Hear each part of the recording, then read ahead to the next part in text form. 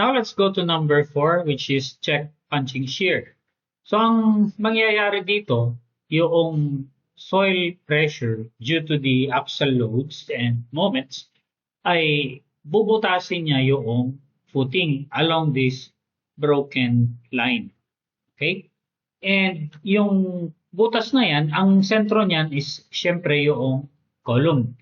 Ang dimension ngayon niyang butas na yan is defined by C1 plus D tsaka C2 plus D. And if you will look at this D, it is equal to T minus clear cover minus diameter of bar along X direction. This is so because yung ating longitudinal bars is at bottom. Yes, siya. Which is equal to T minus CC minus dBx, or that is equal to thickness, ayan, 900 minus clear cover na 75 minus diameter of bar X. Saan ba siya? 25. Okay? Kaya siya naging 800. Pero take note na itong depth na yan, kapag sinagot natin dito ay no, mag-iiba yan. Kasi ang punching shear ay kaparehas din ng beam shear na nangyayari, or yung D is reckoned from the contact point of reinforcements. Ibig sabihin, nandyan yan sa in between dBx and dBy. Now, kung sino man yung nasa ilalim, pwedeng dBx or dBy. Dito sa drawing natin, naka-default siya na yung nasa ilalim ay dBx. Ibig sabihin, una mong inilatag yung dBx bars. Ngayon, kung papalitan natin to ng no, so ang mangyayari dyan, ang nasa ilalim ay syempre yung dBy. Okay, eto na, which is 20 mm. Kaya tingnan nyo na nag-iba itong depth. Kaya mag-iiba ngayon ang equation nito. So this will become now,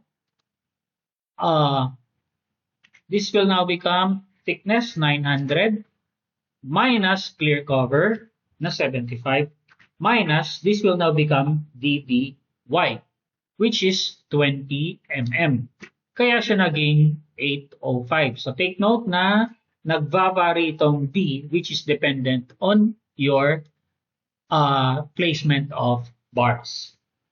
And then next, kukunin natin itong beta C tsaka yung allowable punching shear stress. This is taken from NSCP 422.652, which is eto, 422.652. This is two-way shear strength provided by concrete.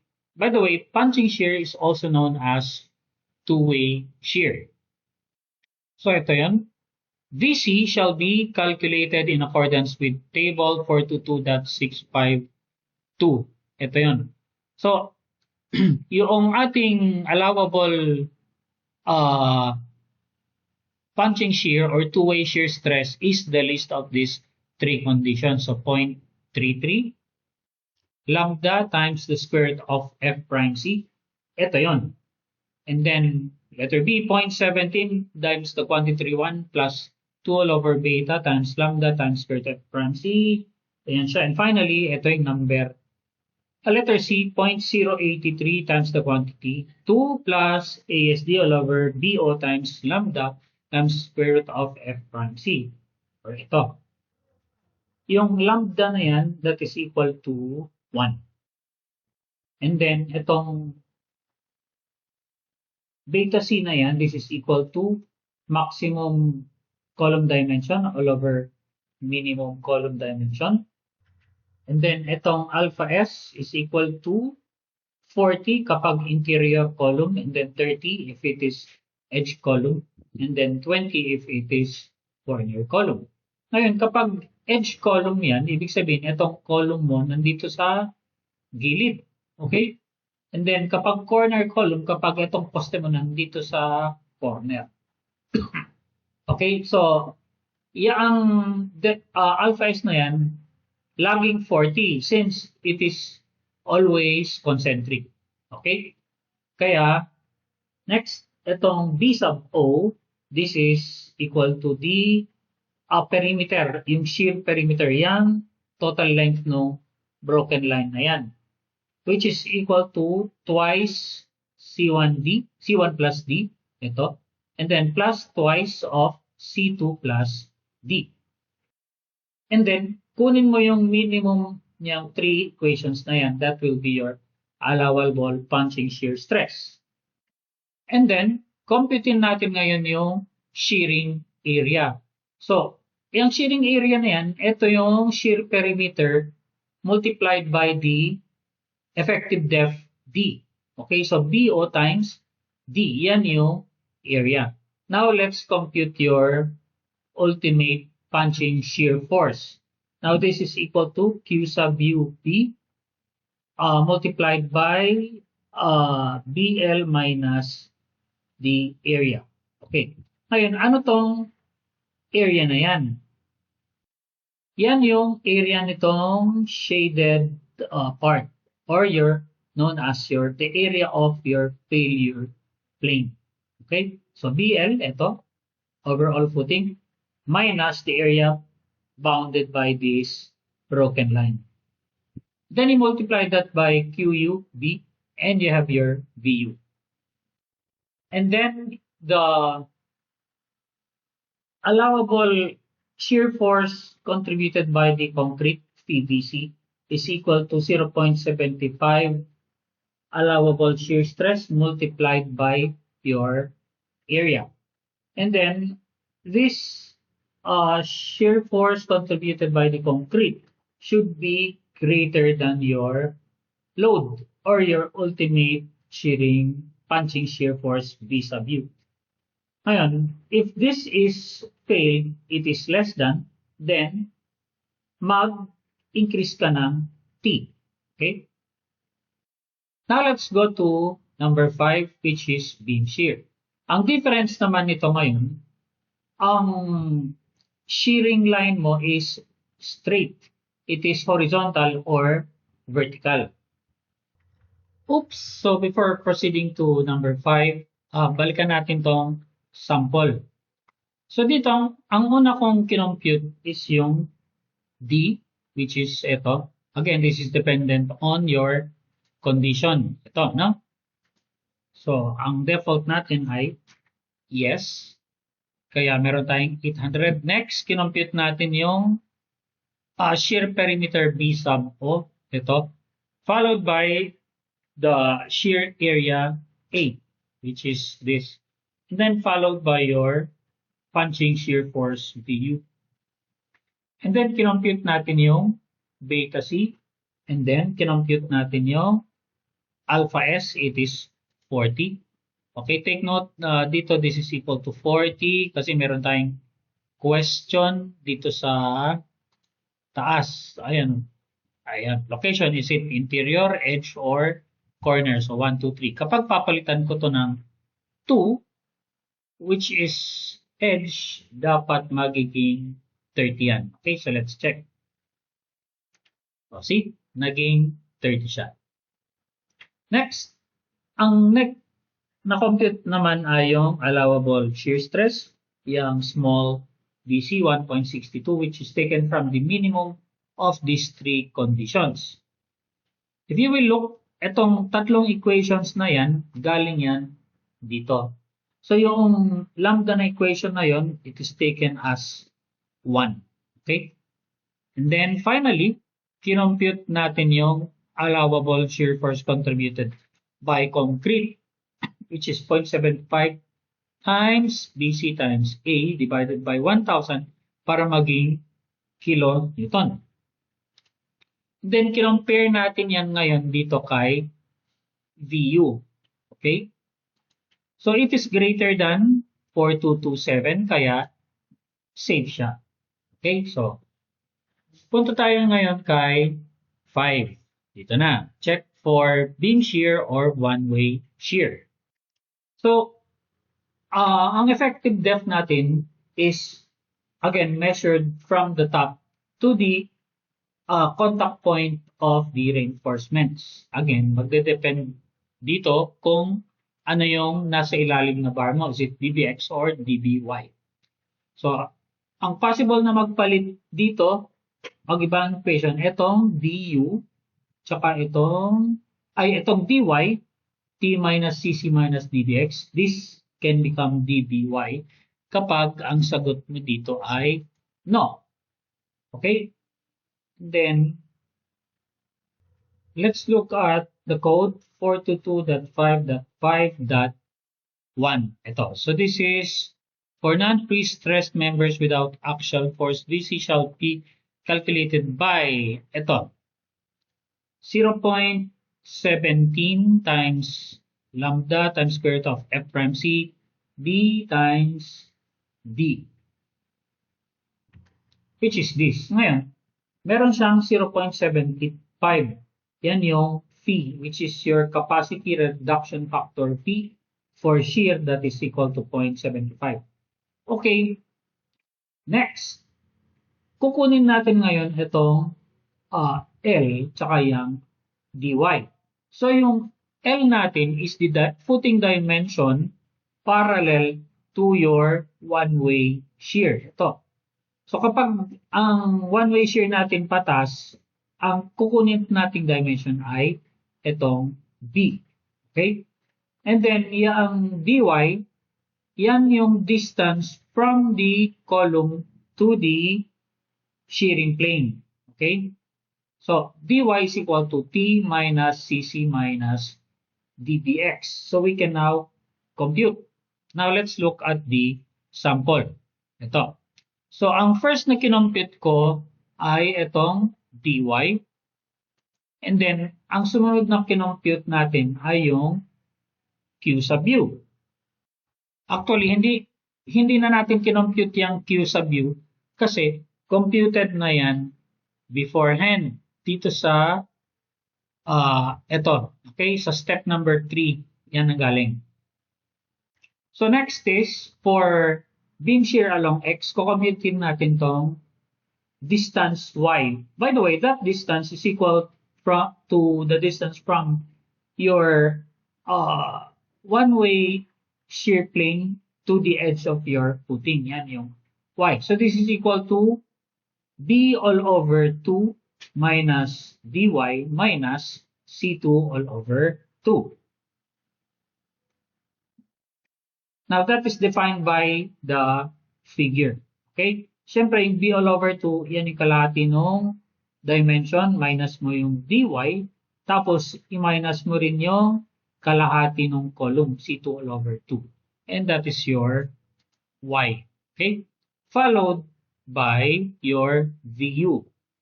Ngayon, itong beam shear force na vu is equal to qu times ly. Okay? So, this is equal to qu times ly. Next. So, sampalan natin dito. Okay? So, it is equal to ito, qu times ly. So, that is equal to, nasan si qu? Ito. Times, take note that this is kilopascal or kilonewton per meter square. Kaya naka-kilonewton siya, no? And then, times L. Ngayon, yung L natin, naka-meter, 6.6 times Y. Ngayon, yung Y natin, ito, 950. So, this is millimeter, kaya i-divide natin to ng 1,000. And that's how you got 1,115.62 kilonewton. Okay, so make sure na tatali yung inyong mga units. And then next is we will compute your allowable beam shear contributed by the concrete. So this is this equation only. Okay, now let's go to beam shear along Y. Yan. So ang kukomputin mo dito ngayon, yung distance X naman. Now this is equal to L all over 2 minus dx minus C1 all over 2. Ngayon, ang dx natin dito is the same as dy. Kasi yung effective depth ay laging measured between the contact point of reinforcements. Okay, so dx is equal to dy. And then, ayan, so kinompute muna natin yung distance x, which is equal to 2300, followed by your shear force VU, ito, ayan o, VUY, which is actually, ito yun, 1555. And then followed by your allowable shear force contributed by concrete. This is in terms of kilonewton. And then you compare that with your VU. Kapag allowable shear force is greater than your VU, which is this, then it is safe. Otherwise, you have to increase your thickness T. Ngayon, etong punching shear tsaka beam shear, yan yung critical na chine-check para ma-determine yung kung safe ba yung thickness ng inyong footing. Now let's go to number 6. We will check the weight of footing. So dito, meron tayong dalawang asterisks. Ibig sabihin, dito sa second page, ito, page 2, ayan. Magko-consider tayo kung gagamitin natin yung check ay yung weight of soil. Okay? So, ito yun. So, sa number 6, ayan, and then meron tayong question dito.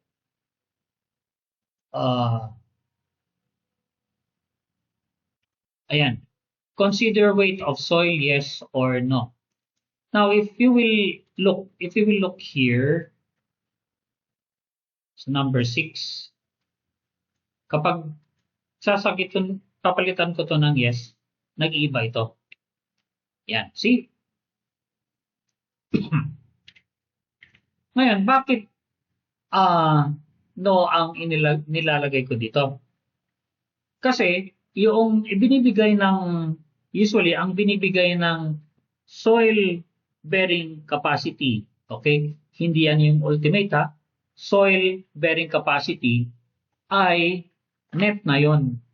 Ibig sabihin, tinanggal na niya yung overburden soil. At ang nagbibigay ng soil bearing capacity is yung geotechnical report. Okay? Ngayon, you multiply the soil bearing capacity by a factor of safety na 3, usually 3 yan yan yung ultimate. Okay? So, kadalasan ang sagot dito, ang nilalagay natin dito ay no. Okay? So, let's go back to number 6. So, required area is equal to the total weights divided by the Q allowable. Okay? So, take note, ang weight is kilonewton. I-divide mo yan ng Q allowable. Your stress Q allowable is equal to kilonewton all over square meter. So, ang magkakancel dyan yung kilonewton tsaka kilonewton. So, ang may iwan dyan ay square meter. Ngayon, kapag consider weight of soil, yes, then i-consider mo ngayon itong overburden soil, which is defined by the thickness of soil above the footing, which is df minus t. Ngayon, ano yung df tsaka ano yung t na yan? So remember na yung from the figure, df is the depth of excavation from the top of soil or natural, usually this is NGL or natural grade line. Okay? I-minus mo ngayon yung thickness ng footing. So ang may iwan dyan yung soil above the footing. Ito yung df minus t. Now you multiply that by the area of the footing. And then you multiply it. So pag na-multiply mo na yung itong thickness of soil times the area, meron ka ng volume. Okay, then you multiply it with the unit weight of soil, then you have your kilonewton na weight of soil. And then, i-add natin ngayon yung weight ng footing mismo, ng concrete. So, BL, area of footing, multiplied by thickness T, multiplied by unit weight of concrete. And then next, i-add din natin yung surcharge, Q sub S. Multiply natin yan with the area of footing. Ito. And finally, summation of loads. Okay, summation P is itong P dead, P life, tsaka P earthquake. So, yan yung summation P. And then, you sum that up, you divide it by QA, and then you have your required area. Okay, tapos, yung actual area mo na BL should always be greater than your required area. Okay? So, safe yan kapag your area is greater than the required. Kapag nag-fail ito, then you have to increase your dimension. Ngayon, ang dimension na yan, syempre yung B, tsaka yung L. Kapag nag-fail siya sa shear, which is number 4, tsaka number 5, ang papalitan mo dyan yung thickness T. Now, let's go to check number 7, which is reinforcing steel bars. This is in two directions. So, meron tayong involving DBX and involving DBY. Ang assumption natin dito ay cantilever beam. Okay, so meron tayong mga SRB equations dito or singly reinforced beams.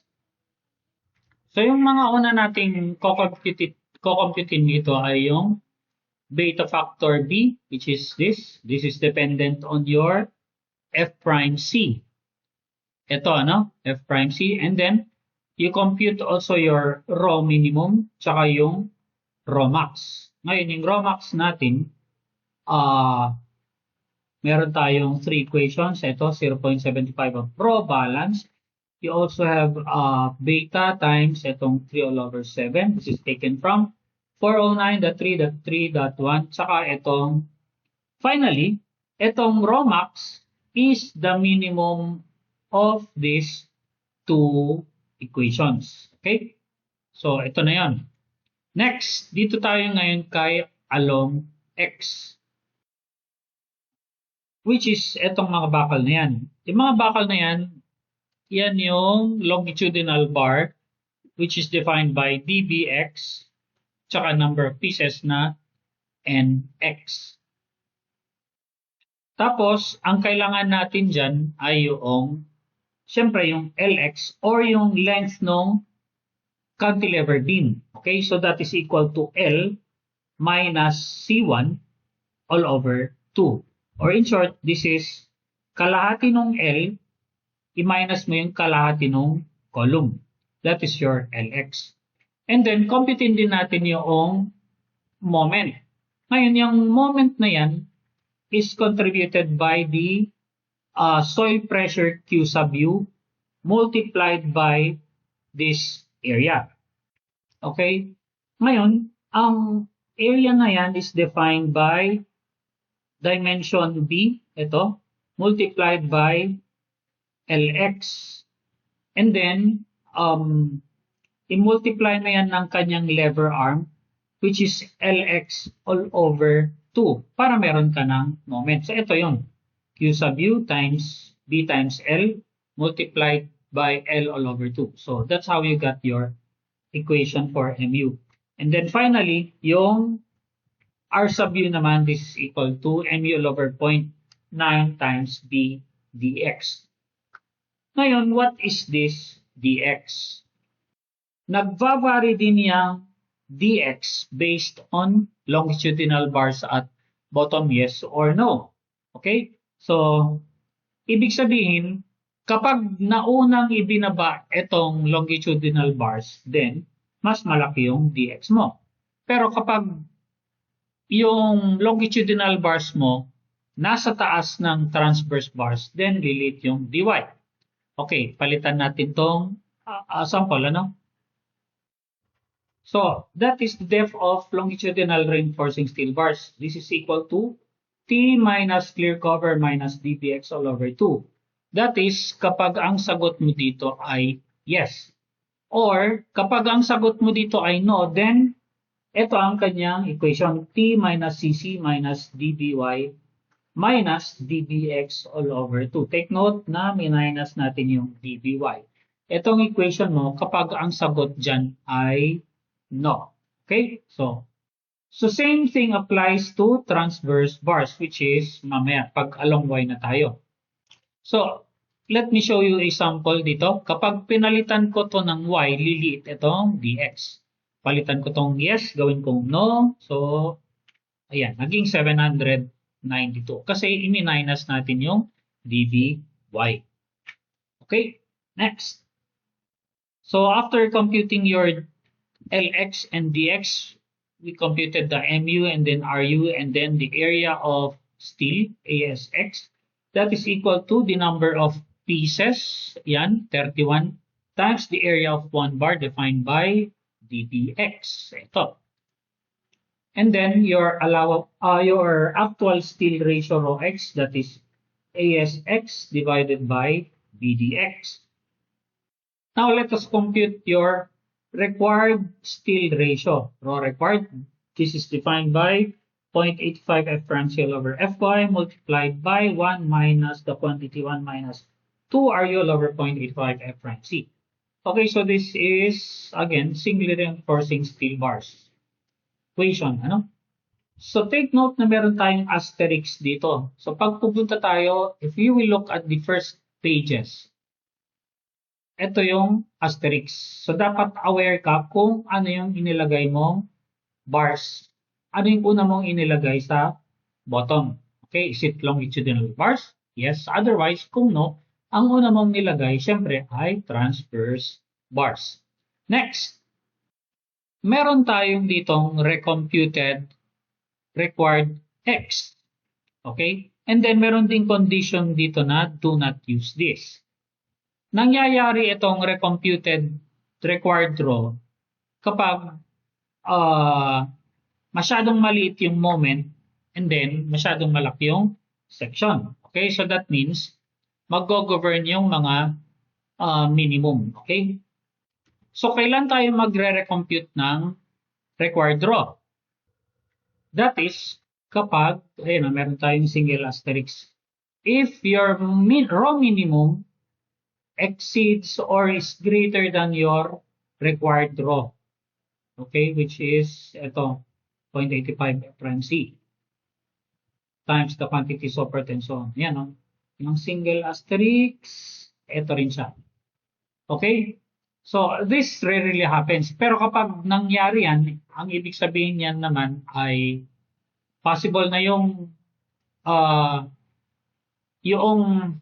load mo ay maliit. Ano? Pwede yan. Then, you have to recompute your required rho, which is equal to the maximum of these two conditions. Kasali na dito ngayon yung rho minimum or 4/3 of your required rho. Okay? Now, since in our sample, yung ating rho minimum ay 0.0034, tapos yung required rho natin ay 0.0036. So obviously, yung required rho is greater than your rho minimum. Kaya, we don't need to use this recomputed rho x. Kaya, ang gagamitin nating required rho or use required rho will go back to this 0.0036. Okay? So, sampalan natin. Let's say, palitin natin yung mga loads. Bawasan natin yung dead load. Ayan. Tanggalin ko tong 1800 and see what happens. Ayan. So, kinonsider natin ngayon yung recomputed rho. Kasi si required rho natin ay 0.0018. Mas malaki ngayon yung rho minimum, 0.0034 compared sa 0.0018. Kaya, nakasulat doon, rho minimum is greater than your required rho. Kaya, nag-govern ngayon, ito, rho minimum is greater than required rho. Kaya, nag-recompute siya, which is this equation. Kaya, gagamitin mo yan. Ngayon, ano itong used required rho x natin, which is, ayan na. Okay? So, balik na natin. So, itong required ASX, nasan dito yan? Wala dito. So, explain ko lang sandali. Paano nakuha yan? So, that is equal to your use required raw. Multiply natin yan ng BDX. Okay, nasan yung B natin? Ito, 3.8 times 1,000. Multiply natin ngayon yan ng DX, 812.5. And that's how you got your required ASX. Ngayon,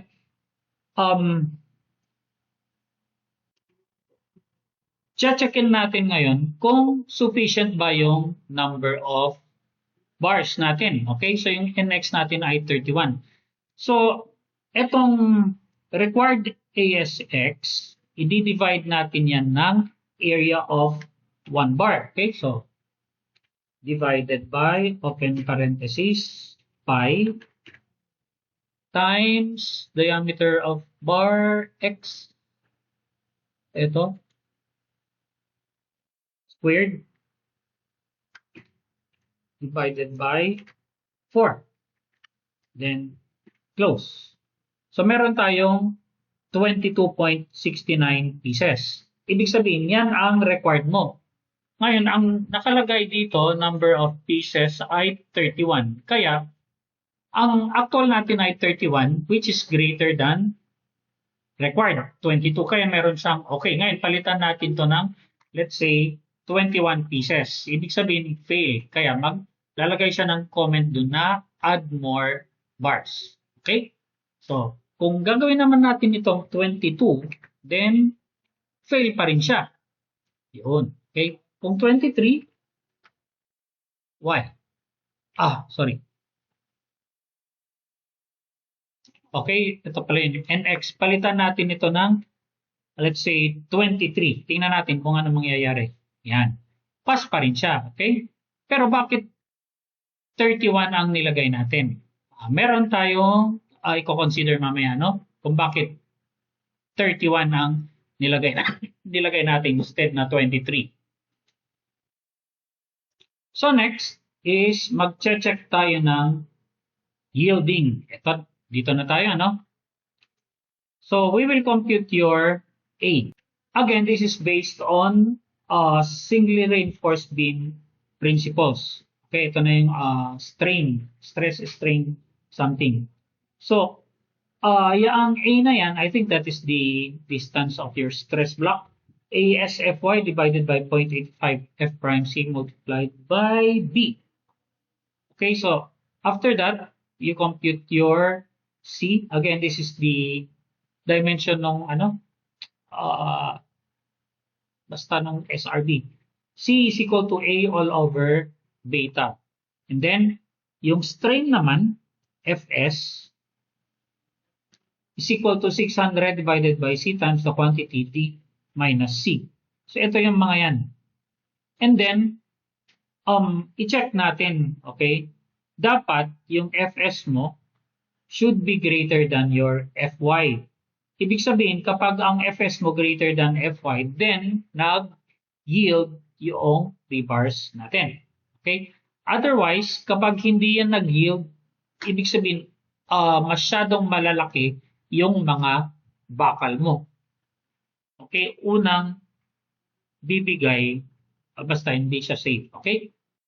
If that's the case, then you have to reduce your number of bars. Okay, sampalan natin. Let's say, masyadong maraming bakal, ano? Yung NX, gawin nating 200 pieces. And see what happens here. Hindi siya mag-yield, ano? Tingnan natin. Yan, no? See? 193. Samantalang ang Fy natin ay 414. So, hindi siya nag-yield. So, fail siya. Maglalagay siya ng comment na fail, still does not yield. Ibig sabihin, masyadong maraming bakal mo. Magbabawas ka. Next is, let's go to bars along Y. Yung bars along Y follows the same principle of a singly reinforced beam. The only difference is, ito ngayon yung shaded area natin. So, ang moment natin would be QU times L times Ly all over 2. Ngayon, ang Ly natin is equal to B minus T all over 2 divided by 2. Okay? And then, ang consider natin dito ay dy. So, ayan. So, it follows the same sequence. And then, number 8, check number 8. May significance dito ngayon yung number of pieces ng rebars natin. Kaya, di ba, ang sinabi natin kanina, pasok na yung 23 pieces, di ba? 23. Yan. Pero, actually, yung 23 pieces, possible na mag-fail siya kapag i-consider natin yung bandwidth. Which brings us to check number 8. Ayun, no? Actually, pasok pala yung 23 pieces. Okay, anyway, sample is 31 pa rin. So, let's stick to that. Dito naman sa checking for bandwidth, kino-consider natin yung layout ng footing. Okay, ibig sabihin, kapag rectangular yung footing mo, meron kang mga parts ng footing na lumabas dun sa inner square. Okay? Let's say yung inner square na yan yung tinatawag na bandwidth. Okay? Tapos yung mga footing areas na lumabas, yan yung tinatawag na outer strip. Kaya as much as possible, ang ginagawa ko sa mga footing ay kadalasan square footing. Okay? And then, tsaka lang ako pag rectangular kapag malaki ang difference ng kanyang moments. No? For example, yung moment mo at x-axis ay malaki, okay, masyadong malaki, then that's the time na kailangan malaki ang B dimension mo. Okay? Pero however, kapag yung moment mo ay moment at y-axis ay masyadong malaki naman, then yung distance, yung dimension L ang dapat na malaki. Okay? Now, there are conditions when you have to disregard your bandwidth check. So, kapag ang dimension B is greater than L, then you have to disregard. Anong ibig sabihin yan?